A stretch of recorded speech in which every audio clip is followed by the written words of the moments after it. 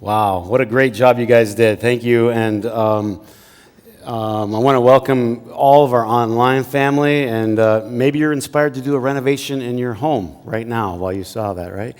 You're a part of something that's very special. And, Vicky cried so many times during this thing, she'd just stop in the middle of the renovation and start crying because she'd see how hard people worked and did so much for their church, I just echo that same emotion. It's incredible to see, and thank you guys for all the good that you're doing. We're doing our series on faith, and I want to talk today about how faith can develop patience. Patience. Could anybody here use an ounce more patience in your life? And would we say that, maybe in our world, in our society, we could use a little more patience just in general. And so today I want to talk about how faith can develop patience in each and every one of us. In James, it says, that when our faith is tested, it develops patience in us. James 1, verse 3. Faith under fire or under test develops patience in us. And so today, I want to talk about how we can develop more patience through faith. That is, faith, if it's worth anything, I've been saying this from the beginning of the series, it's not just about this will help you through Sunday. This will help you get to heaven. This will actually change you as a person. Faith. Faith is trusting that God's going to take care of you, trusting that God has you, that He's going to take care of things. But let's be honest, patience is hard. It's hard to be patient. I'm not sure why in God's big plan, He dropped a baby in my lap in my 50s, but nonetheless, my patience is being challenged on a daily basis. Does anybody know what I'm talking about? It's sometimes you're just like, I am having a hard time being patient. We have a hard time being patient at work. We have a hard time being patient with other people. We have a hard time being patient in the car. And patience is just a difficult quality for us to develop. On the other hand, let's take the other side. It's very easy to be impatient. It's easy. All you gotta do is just walk outside, get in your car. Just like that, you can become impatient. And when you're impatient, you become irritable. Anybody get a little testy when you're impatient? Things aren't going the way you thought they should go. Now you're irritable. And this leads to a series of qualities in you that don't bring out your best. And so I just want to talk today about how faith can develop patience in you. You can have that quality. What you're doing with faith is you're believing that things are going to work out, or they're going to be okay, or God somehow is going to bring this together. And the first thing that faith does is it develops patience with you in your circumstances in life. Life doesn't always give you the best circumstances. We're all dealing with difficult life circumstances. Every single person on this planet is dealing with difficult life circumstances. And then they start to compound because you may only you're having to deal with a pandemic, you're having to deal with not having a steady job because of it, or you're having to deal with the health consequences, or you're having to deal with financial difficulties, or you're having to deal with just plain inconveniences everywhere you go. But life doesn't always give you the best circumstances. And so here's where faith comes in. Faith says this: I don't know why this is happening. I wish it wasn't happening, let's be honest. I wish this wasn't happening, but I'm trusting that God is somehow going to, A, get me through this, and B, work this out. In the 8th chapter of Romans, Paul writes, and he says, that we're confident that God is able to orchestrate everything to work towards something good and beautiful. Out of this mess, out of the messes that you find yourselves in, God is able to orchestrate, work. This is going to somehow work out. He takes something bad and he makes it into something beautiful. If faith is about anything, it's about this. God takes something bad and he makes it into something beautiful. Ready? God takes something bad and makes it into beautiful. When I found this old dock buried in the weeds, and I didn't know what to do with it, and I thought, well, I should just, burn it or just scrap it or whatever, and I decided, let me just pull it apart.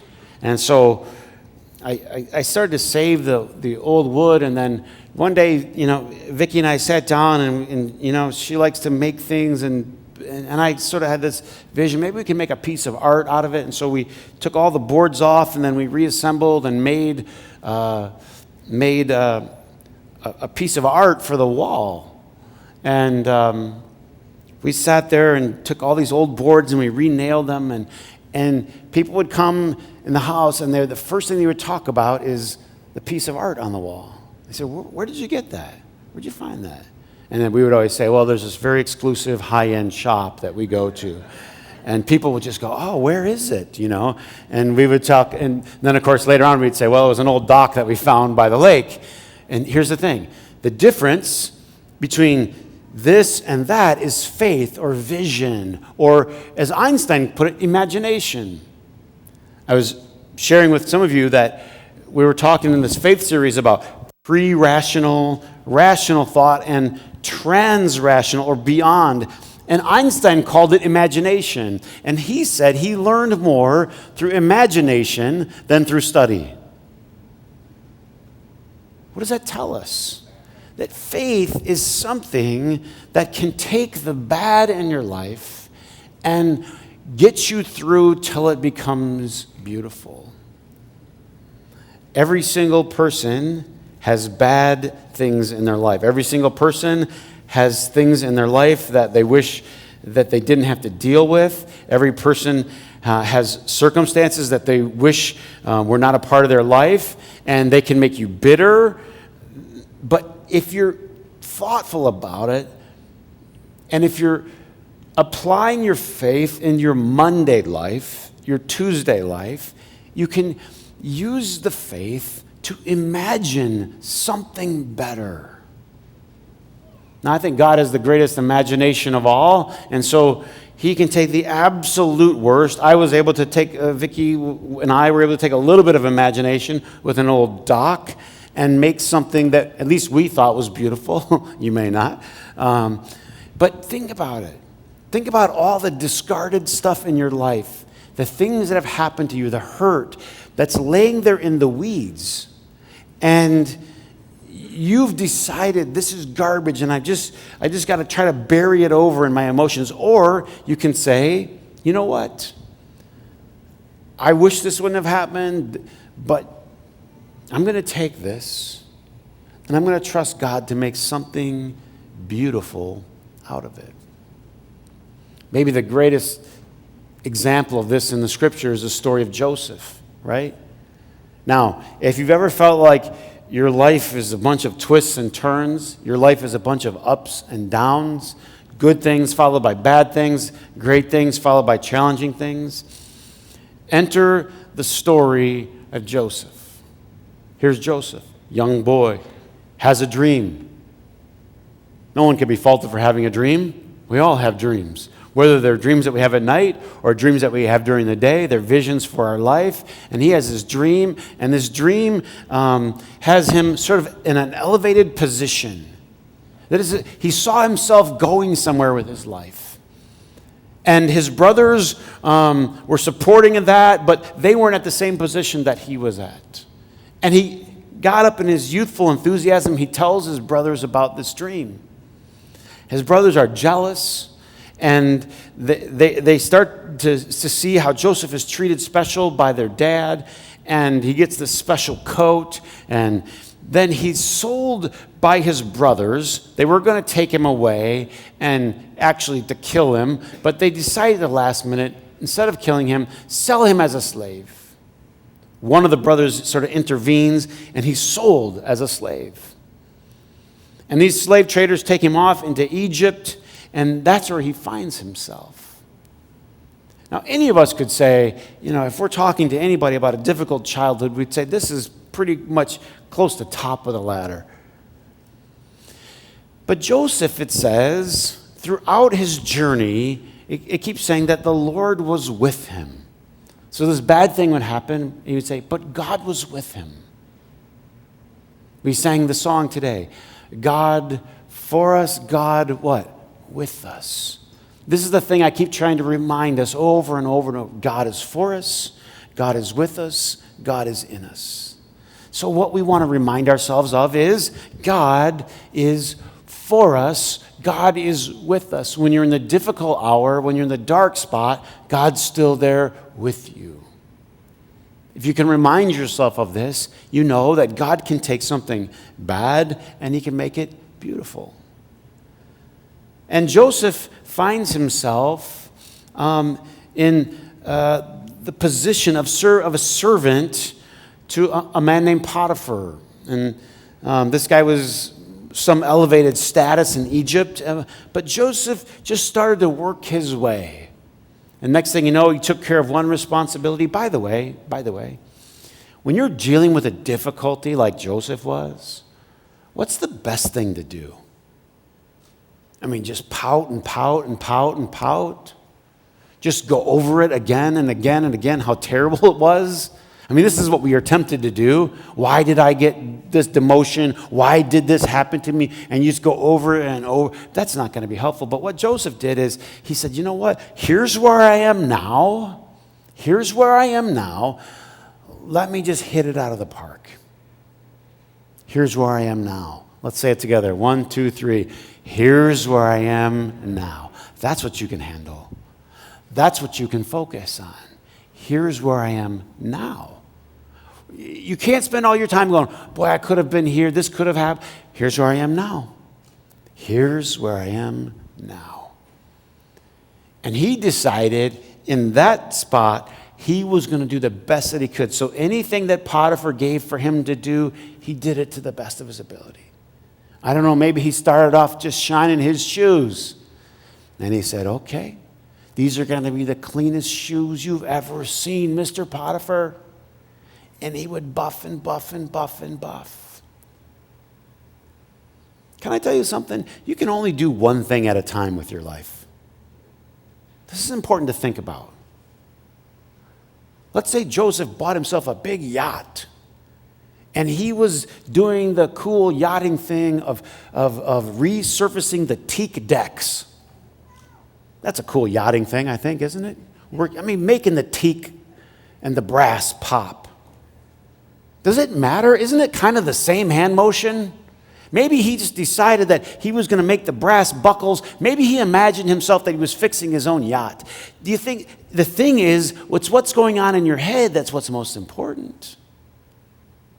And he just worked, and he worked, and he worked. And Potiphar noticed him, and Potiphar elevated him. And Potiphar then gave him another task, and then gave him another responsibility, and then he gave him another responsibility. And Joseph starts to feel himself being lifted as he's taken each responsibility. But, unfortunately, as Joseph elevated himself, he's setting himself up, and the next sort of tragedy comes his way.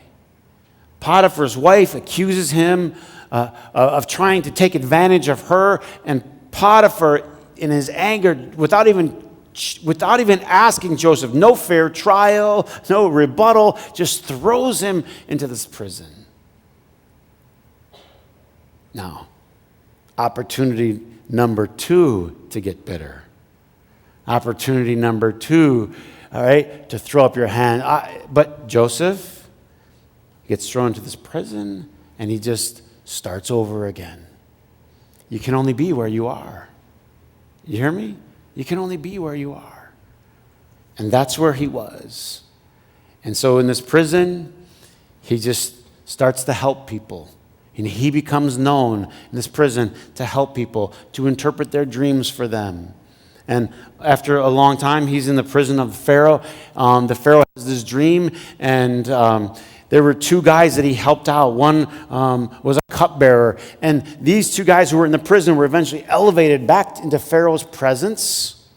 And then the Pharaoh has a dream, right? They remember, oh, this guy Joseph can interpret dreams. Joseph's life goes like this, and like this, and like this, and like this, and like this. Can anybody identify with that? I mean, when you go to school, you go to the seminars, they'd say it's just going to go like this. Isn't that how the seminars go? But that's not how life is. Life is like this.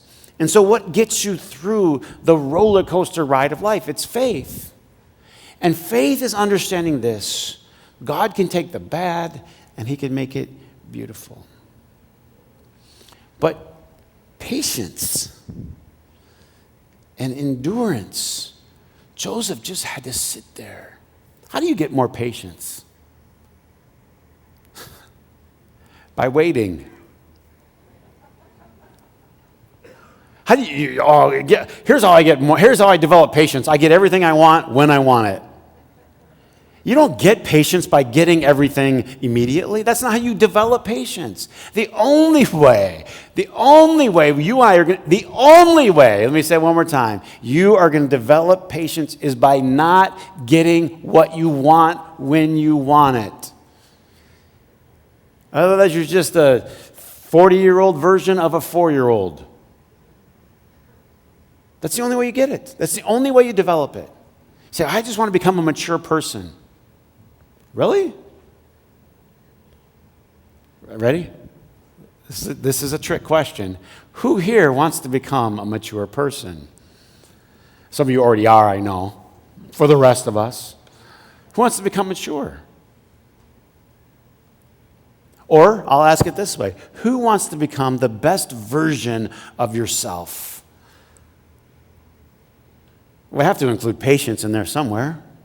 So, how are you going to develop patience? You know, when you raise your hand, you know what you signed up for? Waiting in line. You just signed up for not getting what you want when you want it. You just signed up for difficulty because the only way you develop that is just... Now, let's be truthful. I think some people have more of a waiting temperament than others. Some people were blessed with a little more of that. My grandpa, the most patient person I ever met, ever. Could just take a little project and just zen in on it and just work it. My dad, not so much. You get what I'm saying? But nonetheless, the only way we develop patience is by we have to go things in our life. So just do yourself a favor. And just acknowledge today, right here, things are not going to always go the way I want them to go. And I am going to be better for it. Not my stuff's going to be better. I'm going to be better for it. And then, in the end, not only will you be better, but your stuff will be better. God will somehow weave and orchestrate everything together for good. Romans 8, for those that love God. I paraphrased it last night, as I do sometimes when I'm reading the scripture. I have to internalize it. For those that go with God. It says that love God and are called to his purpose. I'll paraphrase. Who go with the flow of the divine. That is to say, Joseph had to go with the flow. Isn't this an old saying? Go with the flow. He had to go with it. This is where God put me. This is where God put me. And then this is where God put me. And wherever you are, you have to decide, this is where I am, God's with me, and he's going to work it for good. The second thing that faith develops is patience with other people. Who could use a little patience with other people? We're becoming less and less of a patient society. My humble opinion, less and less character in the air, in the ethos. I know it's not you, but out there. We'll just say out there. There's less character. Character is very connected. Character is very connected to patience. James says, when you become mature, when you become fully mature, patience has to do its work so you can have character. You can't have character without patience. You just can't. Isn't that just kind of the nature of when you know a child is still childish, is that they always want what they want the immediate second that they want it? Does anybody want to borrow Charlie for a couple days, by the way? I was having this conversation with Shelly, and last week we were walking, Shelly, my assistant here, and we were walking out to the outdoor service, and there was a curb that Charlie either wanted to step on or didn't want to step on. It was a curb. And she either wanted to step on it or she wanted to touch it, and we just need to get to this. Does anybody? Charlie, I have a service to do. And she wanted to step on it the way she wanted to step on it. And we had to have a full meltdown argument, or whatever we do with that age. Is anybody with me? You're just immature, just can't get there. So, look, getting mature is learning to develop patience with other people. I think we could really develop here. I hear all kinds of things being said today about other people, about how stupid they are, about how ignorant they are, about how this they are, about how that they are, and it's coming from God's people. I think we got a ways to go here, friends. I don't agree with everybody. I'm sure everybody doesn't agree with me. But patience with other people. They too are God's miracle in progress. Everybody. People who see the world differently than you see it. They're God's miracle in progress too. And you just have to see it that way. No matter the fact that we were arguing or whatever, discussing how she's going to step over this curb, so I was telling Shelly, I'm like, man, we have to have these over the stupidest little things. And we were contrasting because she has teenagers about how their fights are a lot fewer but a lot bigger. This one's going to get over with pretty quick, but there's going to be another one like 8 steps later, a butterfly or whatever. But you just look at the child and you go, well, they're a child. They're growing. No one gives a second thought. But we don't do this same courtesy for other people. Now, knowing deep down, if we're honest, that we still got a little growing to do ourselves. But patience is this idea that God is still working with this person. And they're still a part of God's development program. And God's still perfecting them. God's still making them into the person that they need to be. I'm sure the disciples are in the Gospels for a reason. Because if you ever saw 12 guys that didn't get it, think about if you went on a 3-year retreat with Jesus. You think I'd probably have it together a little more than these guys did. But they didn't get it, they didn't get it, they didn't get it, and they didn't get it. And they stumbled, and they tripped, and they kept stumbling. And that's surely a sign to us that we should be patient with other people. Because if these guys needed that much time and that much work, how much do others man, we got to give people a break. I think if our faith is doing anything in us, it's got to do something in the way we see other people with more patience. They're God's project. And the last thing is, it'll make you more patient with yourself. The truth is, sometimes the lack of patience that we have with other people is just sort of a sign of the frustration with ourselves. It's hard to make that connection, but eventually you do. I think the psychologists and the therapists, they call it projecting, right? The thing that we hate in somebody else is what we're dealing with inside of ourselves. Oh, no. Bummer. Or as Jesus said, you're trying to pull a plank out of somebody and you got sawdust in yours. Or vice, you got your great one, Chris. you guys are not. Yeah, that was a good one. No, you have sawdust, and you're looking and you see, this guy, he's got this little speck right here, and you got a 2x4 sticking out of your eye, and you can't see it. And here's the thing: once you start looking for faults in other people, what you're doing is you're distracting from yourself. My own little problem, my own little frustration, my own little situation, I'm projecting it onto them. Now, finding patience with yourself can be one of the hardest things to do. You get frustrated. Why am I acting this way? But I would like to say this, give yourself a break. Give yourself a break. I don't mean you don't need to keep changing. You don't need to keep growing. But you're a work in progress. And change comes slowly. That's why when Jesus told all these parables, there are all these little stories about seeds growing and wheat. And how does this stuff happen? You don't plant something in the ground, go to bed, and wait for a flower the next day. You just know it's going to take week after week after week after week. And the same thing would be true for you. Your life is just going to have to grow little by little by little by little. But guess what?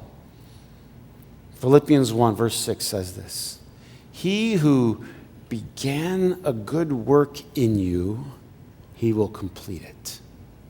The good that God has started in you, God is going to finish. You are God's masterpiece. And I mean, maybe he just got the canvas ready. The best in you is still yet to come. So be patient with yourself. Faith, ready, is this ability to see into the future. It's the ability to visualize something better for your life. And it's the ability to visualize you continuing to grow and being a better person. What do you think when Jesus was dealing with the disciples, like Peter, who was kind of the most outstanding of the disciples because he would always speak up and he would constantly get the answers wrong and constantly be putting his foot in his mouth. But Jesus believed in what Peter would become. And so he changed his name, right? From Simon to Rock, Peter, Petros. I mean, I don't know. Of course, I was a boxer as a kid, so of course I'm going to stretch my analogies. But, was it Jesus that was just calling this young kid Rocky? I mean, he was just pulling something out of him. And ask any good coach, and they'll tell you, you have to pull the best out of these kids. You got to look for it, you got to find it, and you just got to nurture it, pull the best out. This is what God does in our life. He sees what's in you, and he's actively pulling the best part of you out. Confident in this, he who began good in you will finish it. faith. Faith will give you confidence. Confidence that God's going to make your circumstances better. Confidence that God's going to work in other people. You don't have to fix them. God can fix them. And confidence that God's still doing good inside of you.